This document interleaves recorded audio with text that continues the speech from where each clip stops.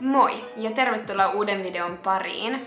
Mä tajusin, että siitä on kohta vuosi, kun mä julkaisin mun ensimmäisen videon, jossa mä siis kerron siitä, että mä oon raskaana. Ja siinä videossa mä myös mainitsin mun syömishäiriön. Mä ajattelin, tai huomasin, että mä en oo sen kummemmin sit puhunut siitä täällä mun kanavalla. Synnytyksen jälkeen mä en oo puhunut yhtään siitä niin kun kehon muutoksesta ja että miten mä oon työstänyt mun syömishäiriöä raskauden aikana ja nyt sitten synnytyksen jälkeen. Voidaan aloittaa ihan siitä niin kun raskausajasta, niin silloin kun mä sain tietää, että mä olin raskaana, niin mä lopetin sen oksentelun ihan kokonaan. Mulle oli tosi tärkeää ja ihan ilmiselvää, että nyt sitä ei vaan voi tehdä, koska mulla on lapsi sisällä, joka tarvii ravintoa, ja se oli mulle tosi tärkeää, että mä en oo se syy, että mun vauvalla olisi huono olla. Niin se oli niin kuin yllättävänkin helppoa olla oksentamatta. Sitä paitsi mullahan siinä alussa 1,5 kuukauden ajan mulla oli tosi huono olo, joten mä söin tosi huonosti. Mun syömishäiriön suhteen niin mulla on ollut silleen, että mä oon idealisoinut sen tietyn kilomäärän puntarilla ja oon halunnut päästä siihen. Ja se mikä ehkä oli vähän nihkeä oli, että mä pääsin siihen lukemaan mun raskauden alussa. Mä siis itse omin silmin näin myös tietenkin puntarilla, mutta miltä mä näytin, että mun paino oli laskenut. Mä näytin siltä, mitä mä oon niin kun halunnut, miltä mä oon halunnut näyttää monta vuotta kehon suhteen. Niin se oli ehkä vähän nihkeä, koska mä tiesin, että mähän en tuu pysyä tässä. Ja mä en myöskään tuu pääsee takas tähän sen jälkeen, että mä oon synnyttänyt. Mutta fast forward mä siis aloin voimaa paremmin ja mä söin ihan niin kuin normaalisti.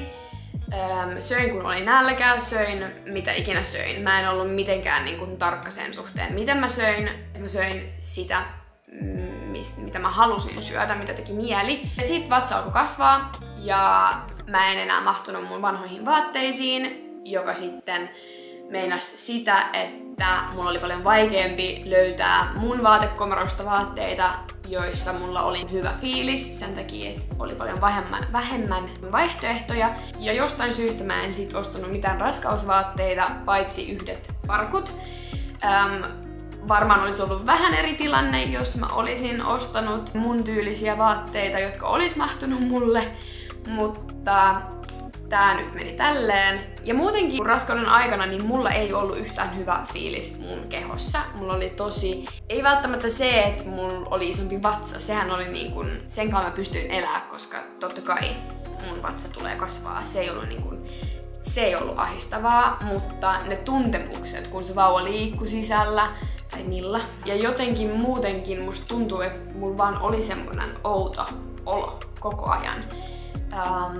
Niin raskaus ei rehellisesti ollut yhtään mun juttu. Mä en tykännyt olla raskaana ja se tuntui ehkä vähän siltä, että mä en kehdannut sanoa sitä täällä kanavalla tai ihmisille muutenkaan, koska se tuntui siltä, että munhan pitää nyt olla onnellinen ja kiitollinen ja mä en missään nimessä saa olla tyytymätön tai niin kun potea semmoista oloa, koska ihmisillä joillakin on tosi vaikea tulla raskaaksi, jotkut ei koskaan tuu raskaaksi ja raskaus on hieno asia ja bla bla bla bla bla. Mutta sehän vaan on niin, että kaikki ei tykkää olla raskaana ja se ei tee susta huonoa ihmistä, se ei tee susta huonoa äitiä.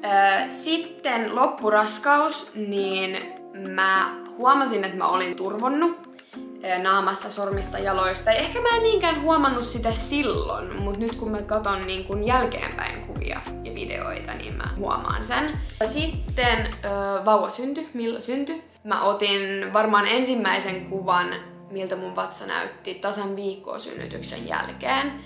Ja mä voin näyttää, tässä on kuva, kun ollaan due date, eli laskettuna päivänä. Ja tässä on kuva sitten viikkoa synnytyksen jälkeen.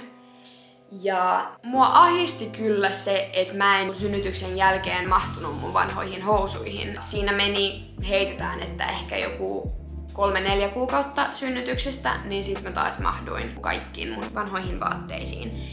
Ja tää ei tietenkään oo itsestäänselvyys. Mä olin hyvin varautunut siihen, että mä en pystyisi mahtumaan niihin enää. Ja se kehon muutos, se rehellisesti pelotti, vaikka ei sitä haluaisi ehkä myöntää. Tietenkin mä oon niin kiitollinen mun kehosta. Ja se mun pitää sanoa, että nyt niin kun synnytyksen jälkeen, niin mä en myöskään oo oksentanut kertaakaan. Ja mä tiedän, että tää voi olla vähän TMI joillekin, mutta mä haluan olla avoin mun kanavalla, mahdollisimman avoin ainakin. Ihan vaan kertoo mun matkasta. Mä oon vaan niin kun yrittänyt päättää mun päässä sen, että mä oon nyt äiti, mun kuuluu olla esikuva. Vaikka Milla on vielä pieni eikä silleen ymmärrä mitään, niin mä en voi olla tuolla vessassa oksentelemassa ja sit kokee, että mä oon hyvä esikuva. Ja tällä mä en millään tavoin halua lyttää ihmisiä, jotka ovat vanhempia ja jotka käyvät läpi syömishäiriöä. En todellakaan. Se ei ole ollut helppoa, mutta joillekin se voi olla vielä vaikeampaa. Mutta niin kuin sanoin, mä haluan kertoa mun tilanteesta ja miten mä oon näitä asioita käsitellyt ja miten se on mennyt. Mä en tiedä, jos nyt ollaan ihan rehellisiä, niin mulla on ollut vaikeuksia hyväksyä se, miltä mä näytän. Että mun keho on muuttunut. Mä itse tietenkin näen ehkä parhaiten, miten on muuttunut, koska mähän tunnen oman kehoni ja ulkonäköni parhaiten. Se ei oo sama. Mä oon niin kiitollinen siitä, mitä mun keho on antanut mulle, Millan. Ja et Millalla oli niin kun kaikki hyvin. Nyt mä melkein herkistyn. En ala itkeä laittaa skarppaa. Mutta mä en tiedä periaatteessa mitä mä sanoisin tohon enempää kuin se, että se on vaikeeta. Ja mä taistelen itteni kanssa sen suhteen, että mä koitan olla miettimättä negatiivisesti tai pahaa itsestäni. Ja mä tiedän, että nämä asiat, mitä mä oon nyt tässä videon aikana puhunut, voi olla triggeröiviä, niin mä todellakin toivon, ettei kukaan pahoita mieltä. Se ei todellakaan ole mun tarkoitus. Kun nyt ulkonäöstä puhutaan, niin tää hiusten lähtö. Mitä ihmettä? Siis mä oon ymmärtänyt, tai olin ymmärtänyt, että hiuksia lähtee, mutta jestas, siis mulla siis ei ole koskaan ollut niin paksut hiukset kuin silloin, kun mä olin raskaana. Mun käsittääkseni niin se on aika normaalia, että hiukset niin kun kasvaa tosi paljon, tai sit se on jotenkin silleen, että hiuksia ei tipu samalla tavalla. Mutta sitten synnytyksen jälkeen, siis mä en tiedä näkyykö tässä, mutta mulla on niin paljon tämmöstä pientä vauvahiusta, jotka sojottaa joka suuntaan. Ja mä näytän siis... No joo, ei tarvitse puhua siitä sen enempää, mutta ihan vaan varoituksena kaikille synnyttäville, että se on sitten menoa hiuksille. Jos siirrytään nyt sitten henkisesti rasittaviin asioihin, niin mulla ei ollut hajuakaan siitä, minkälaista postpartum rage, mutta myös niin kuin postpartum tyyliin. No siis kaikki mikä tulee siinä postpartum pilvessä. Mä voin ärsyyntyä helposti. En mä tiedä. Ehkä mä en ärsyynny niin helposti. No joo, mutta mulla on kuitenkin temperamenttia, mutta ei silleen, että mä koskaan, jos mä olisin riidellyt jonkunkaan, että mä niinku heittäisin asioita ja niinku löisin tai mitä ikinä. Ja toivon, ettei kukaan muukaan. Mutta siis mulla on ollut tilanteita, kun mä niinku oon heittänyt tutin seinään esimerkiksi. Kun mä oon vaan, mun päähän on tullut vaan liikaa. Ja mä haluan nyt tähän vielä sanoa siis sen, että en missään nimessä koskaan ikinä ikimaailmassa tekisi yhtään mitään Millalle. Että se ei jää nyt sitten epäselväksi. Mutta tutteja on pari kertaa lentänyt seinään. Ja näistäkin asioista mä haluan sanoa suoraan, vaikka tää on mun mielestä vähän niin kuin pelottavaa sanoa ääneen, koska ihmiset voi ottaa tän vähän miten ikinä. Niin näitä asioita tapahtuu. Ja nämä on vissiin ihan normaalia, että oikeasti vaan silleen nyt tulee liikaa. Samoin esimerkiksi kaikki semmoset hullut ajatukset, että jos mä menen hissiin millankaan, niin mä ajattelen silleen, että okei, mitä jos tää hissi nyt, ne vaijerit katkeis silleen, että me tiputaan. Mitä tapahtuu sit? Tai että kun mä kävelen millankaan ja se on mun sylis rappusissa tai autokopassa tai mitä ikinä, niin mitä jos milla tippuisi? Tai mä kaatuisin millan päälle tai mä kaatuisin silleen, että milla lentäisi. Tai kun me kävellään ulkona vaunojen kanssa ja sitten jos mä liukastuisin ja mulla lipeisi ote ja millan vaunuineen lähtisi tielle ja auton alle. Ja siitäkään ei puhuta kauheasti. Se toinen osapuoli, joka ei ole synnyttänyt, ei pysty mitenkään ymmärtämään. Siis musta tuntuu, että kaikilla ihmisillä tulee jollain tavoin tämmöisiä ajatuksia joskus, mutta se kuinka paljon noita ajatuksia tuli, etenkin silloin kun synnytyksestä oli niin kuin lyhyempi aika, niin se oikeesti siis niin kuin henkisesti raskasta. Lisäksi ihan vaan kaikki tunteet. Se on niin iso niin kuin tunnemyllerrys. Ja se henkilöllisyys. Siis luonnekriisi. En mä tiedä. Mut siis se, että mä en tuntenut enää itteeni tai tunnistanut itteeni. Silleen, että kuka mä oon nyt, kuka on Lotta. Se tulee niin vahvaksi, ainakin mulla, se, että nyt mä oon äiti ja mulla ei niinku oo periaatteessa mitään muuta niinku tarkoitusta.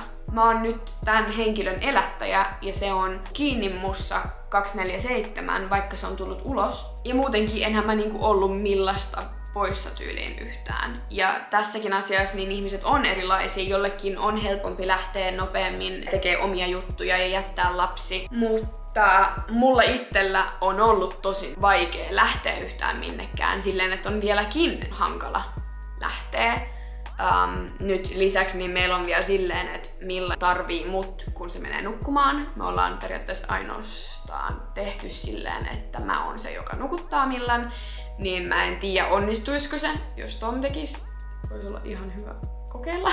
Mut sit taas, niin mulla on vaan semmonen fiilis, että ei ole mitään järkeä, että mä lähden yhtään minnekään sit kun Milla on nukahtanut, koska sit mä joudun kuitenkin herää 6 aikoihin, kun Milla herää, niin mähän haluun sit kans saada nukuttua mahdollisimman pitkään. Mä sanoisin, että nyt pikkuhiljaa niin mulla alkaa ole enemmän ja enemmän semmoista fiilistä, että mä pystyn lähteä.